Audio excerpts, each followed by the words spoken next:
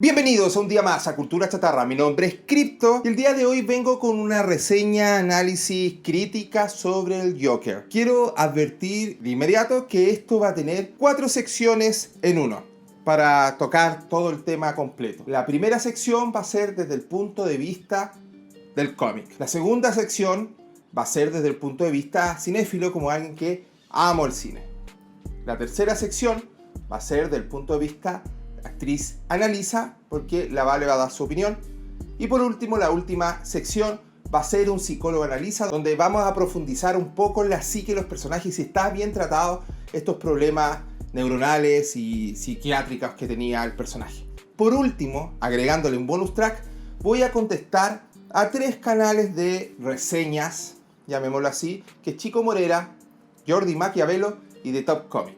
A Chico Morera y a Jordi Maquiavelo porque hicieron su crítica y siento que implantaron ideas dentro de la comunidad que no estoy para nada de acuerdo. Y cuando hablo de implantaron ideas es que simplemente dieron su opinión crítica y supuestamente de expertos y que mucho lo he visto repetir una y otra vez en internet y creo que está erróneo. Si bien es cierto, ambos canales me gustan bastante, siento que caen demasiado en la pedantería, pero así ya llega a ser excesivo. Y con respecto de Top Comic, él popularizó, y que luego otros canales estaban haciendo, la teoría, el final explicado del Joker, que también me gustaría decir algo al respecto. Todas estas secciones van a ir mezcladas, no es que vaya en orden. Así que espero que lo disfruten. ¡Partamos!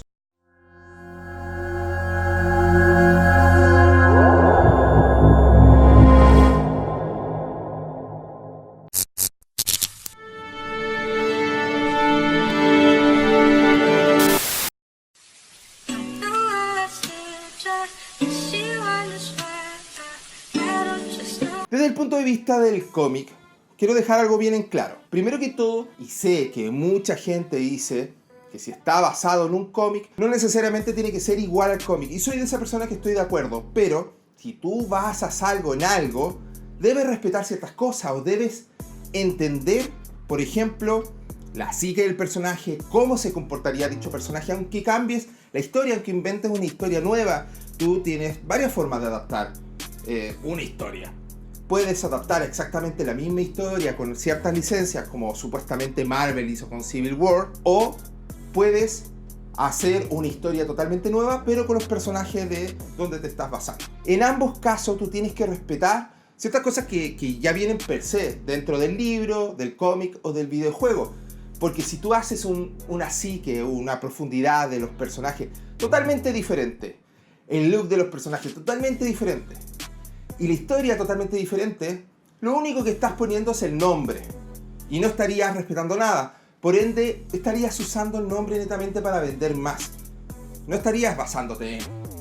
Es más, estarías haciendo una historia totalmente diferente, algo que no tiene nada que ver con lo que te está basando. Y creo que fue Jordi Maquiavelo o Chico Morera, no recuerdo cuál de los dos, que dijo que esta película, el Joker, era un poco eso, que no tenía nada del Joker, solamente el nombre para vender más.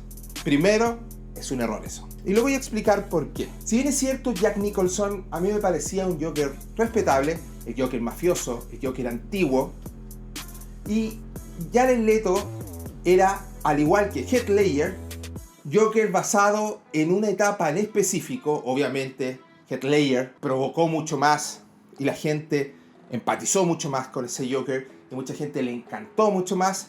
No se podría decir ni que el Joker de Heath Ledger ni el del Jared Leto es un Joker que tú miras y dices, sí, así es el Joker de los cómics. Ambos estaban bastante alejados. Por ende, si yo tuviese que hacer un resumen rápido de los Jokers hasta el día de hoy, es Jack Nicholson el que más inspirado en el cómic podría estar, y es Heath Ledger el que menos inspirado en el cómic, pero que sí se logró mucho mejor en la pantalla. De hecho, está inspirado en una sola obra en la que más se asemeja, llamado El Joker, hasta el día de hoy. Creo que Joaquín Phoenix logró hacer, no solamente él, sino que los guionistas, el director, etcétera, etcétera, lograron entender cómo se comporta el Joker. ¿Quién es el Joker? Acá tenemos, primero que todo, no solamente una historia basada en el cómic, sino que más encima se mete en un lugar que se llama Elseworld. Tú en el cómic tienes la posibilidad de hacer un Elseworld. ¿Qué es un Elseworld? Es otra historia, es otro mundo. Tú pescas los personajes y puedes hacer lo que quieras con ellos. Por ejemplo, un Elseworld bastante famoso se llama el Balas Rasante. ¿Qué hubiese pasado si Kal-El, Superman, en vez de caer en Kansas, hubiese caído en Gotham City? Y lo adoptaba la familia Wayne. Y cuando fueron asesinados los padres, en vez de ser Superman, se convertía en un Batman. Pero en un Batman súper poderoso. Esos son el tipo de licencia que puede hacer en los Elseworld. Bajo esa mirada, bajo esa premisa se hizo este Joker, ¿vale? Le cambiaron el origen del Joker. Y aquí quiero dejar algo súper en claro. El Joker no tiene un origen canon, a pesar de que mucha gente dice que el canon es cuando va arrancando de Batman, se cae el ácido, etcétera, etcétera. Acá hay algo que tiene en común con la película. Y es el decir que esta persona está loca, tiene trastorno. Por ende, lo que nos está contando no necesariamente es la verdad. Puede ser una alucinación. De hecho, en The Killing Joke, dice el mismísimo Joker, yo a veces recuerdo mi historia de esta manera y a veces de otra. Te lo dice el mismo Joker bajo la tutela y el guión de Alan Moore.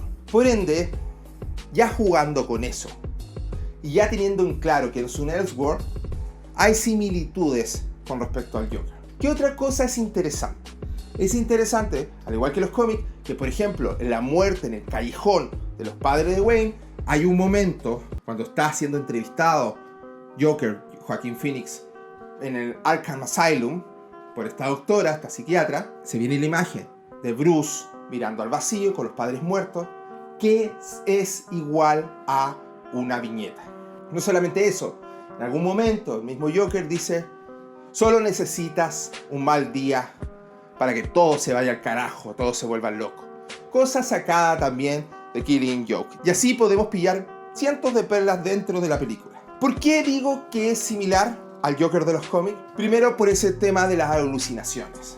Segundo, porque a pesar de la fragilidad que muestra, porque se ve una persona delgada, salvo ciertas etapas, sobre todo la de Grant Morrison, el Joker no tiende a ser musculoso, sino que un enclenque, pero que a la vez que tú lo miras en menos, lo subestimas, es una bestia que es capaz de matarte físicamente o manipularte psicológicamente, hacer que tú mismo te mates. Y eso lo muestra Joaquin Phoenix. Vamos viendo cómo se va convirtiendo y se va evolucionando en este gran villano.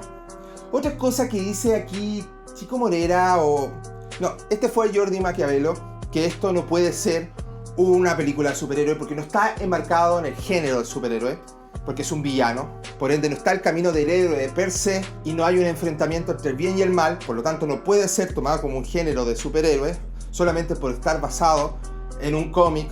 Otro error, porque lo que hicieron acá es sacar un personaje, ponerlo en este mundo, desarrollarlo y que, según lo que va mostrando la película, esto desencadena, como pasó en el pasado, la muerte de los padre de Bruce Wayne, cual se convertirá en Batman. Por ende, es la historia pero contada de otra manera. Sigue siendo la historia clásica de Batman, pero cambiando ciertas cosas. Es género superhéroe porque es la puta historia de Batman contada de otra manera.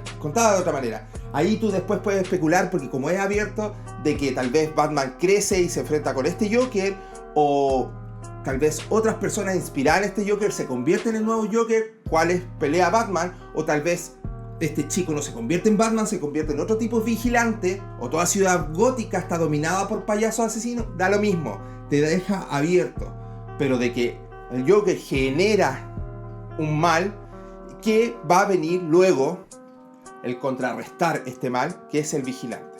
Y para aquí se nota la ignorancia de estos youtubers y de algunos, que está bien, no leen cómics, está bien, pero Batman no es el gran superhéroe de luz. Batman se crea oscuro, terrible, violento, porque Ciudad Gótica es asquerosa, y por primera vez veo Ciudad Gótica como debería ser, veo Gotham City como debería ser, con ratas gigantes, con asco, con mafias, con perversión, porque eso es Gotham City. Es el lugar donde todos quieren huir. Batman es de los pocos que se queda. Es más, otros superhéroes siempre han dicho, solo Batman podría vigilar Gotham City. Y se habla que Gotham se alimenta de Batman como Batman de Gotham. Por ende, acá en esta película se entendió muy bien cómo funciona el cómic, cómo funciona la psique del Joker, cómo funciona la psique de esta ciudad, que es un personaje más. Ya me voy a meter dentro de la psicología de cada uno de estos personajes, porque para mí son 3 personajes importantes: Joker, su madre y Gotham. Esos son los 3 personajes que vamos a analizar. Pero antes de eso, me gustaría también demostrar si Joaquín Phoenix, que es algo que se está poniendo en duda hoy en día, sería merecedor del Oscar o no. ¿Qué tan bien actuó y si realmente logró interpretar de una manera brillante? Porque recordemos que de toda una película de 2 horas con 2 minutos se sostiene en un 99% en escenas solamente de Joaquín Phoenix.